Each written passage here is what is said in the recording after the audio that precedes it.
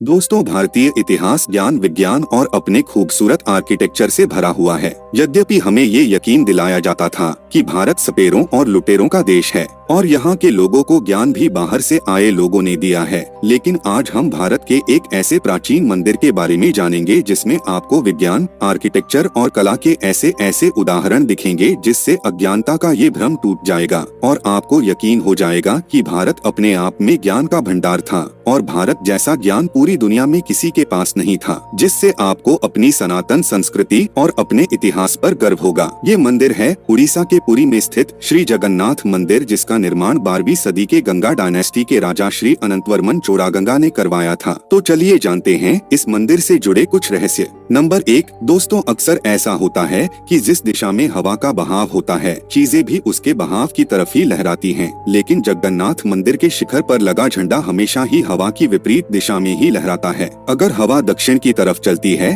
तो झंडा उत्तर की तरफ लहराता है। लेकिन ऐसा कैसे होता है? असल में मंदिर का आर्किटेक्चर ही कुछ इस तरह से डिजाइन किया गया है कि मंदिर के शिखर पर हवा का बहाव उल्टा हो जाता है। अब कोई बिना ज्ञान के इतना महान आर्किटेक्चर बनाकर दिखा दे, यानी भारत के लोगों को 12वीं सदी में भी इतना अनोखा ज्ञान था। लेकिन ये तो बस एक उदाहरण है। आगे आगे देखिए क्या क्या जानने को मिलता है। नंबर 2, जगन्नाथ मंदिर की ऊंचाई लगभग 214 फीट है, लेकिन मंदिर की दिंडे किसी भी समय धरती पर परछाई नहीं बनती। इसका मतलब इस मंदिर के लिए अर्थ की जो पोजीशन निर्धारित की होगी वो जरूर ज्यामिति के पूरे ज्ञान के आधार पर की होगी और बिना ज्ञान के एक ऐसी पोजीशन निर्धारित करना असंभव है। नंबर 3, मंदिर के ऊपर एक सुदर्शन चक्र बना है जिसे 8 धातुओं से मिलाकर बनाया गया है, जिसका आकार गोलाकार है। लेकिन अगर आप इसे किसी भी दिशा से देखेंगे तो आपको ये ऐसा दिखेगा जैसे इसका चेहरा आपकी ही तरफ हो, यानी व्यूइंग एंगल्स का संपूर्ण ध्यान रखते हुए ही इस मंदिर और इसके सुदर्शन चक्र को बनाया गया है। नंबर 4, दोस्तों, इस मंदिर को समुद्र के बहुत ही नजदीक बनाया गया है, जहां लहरों की आवाज और कई तरह की अलग अलग आवाजें आना स्वाभाविक है। लेकिन इस मंदिर के आर्किटेक्चर को इतने आधुनिक तरीके से बनाया गया है कि मंदिर के अंदर पहला कदम रखते ही सब आवाजें गायब हो जाती हैं और चारों तरफ एक शांति का आभास होता है,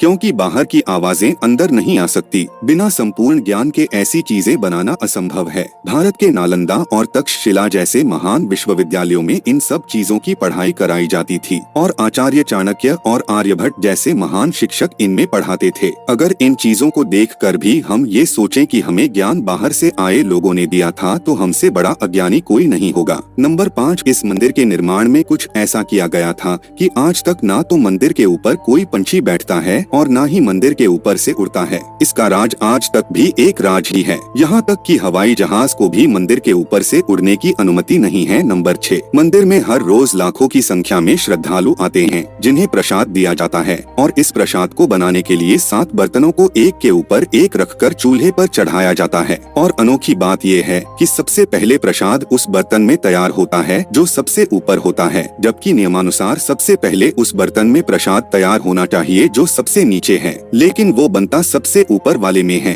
कुकिंग का ऐसा तरीका आपको और कहीं नहीं मिलेगा। ये ज्ञान नहीं तो और क्या है। नंबर 7, इस मंदिर की एक बहुत अनोखी बात है और चाहे इसे हम प्रभु का आशीर्वाद भी कह सकते हैं। मंदिर में चाहे एक भक्त आए, चाहे 1000 या 1 लाख, उनके लिए बनने वाला प्रसाद कभी खत्म नहीं होता और जब मंदिर को बंद करने का समय होता है तो अपने आप प्रसाद खत्म हो जाता है और कुछ भी वेस्ट नहीं बचता। ये कैसे होता है ये सिर्फ भगवान जगन्नाथ ही जानते हैं। नंबर 8, इस मंदिर में कृष्ण जी जगन्नाथ रूप में बड़े भाई बलभद्र और बहन सुभद्रा जी के साथ लकड़ी के विग्रह रूप में विराजमान हैं। ये विग्रह लकड़ी से बनाई गई हैं और हर 12 साल में इन्हें बदला जाता है और इन्हें बदलने के दौरान पूरे शहर में लाइट ऑफ होती है और जगह जगह पुलिस की तैनाती होती है। इसमें सबसे महत्वपूर्ण घटना ये है कि मूर्तियों को बदलते समय एक बॉक्स पुरानी मूर्तियों से नई मूर्तियों में रखा जाता है और जो पुजारी इन्हें बदलते हैं उनकी आंख पर पट्टी और हाथ में दस्ताने होते हैं ताकि ना तो उसे छुआ जा सके और ना देखा जा सके, क्योंकि ये माना जाता है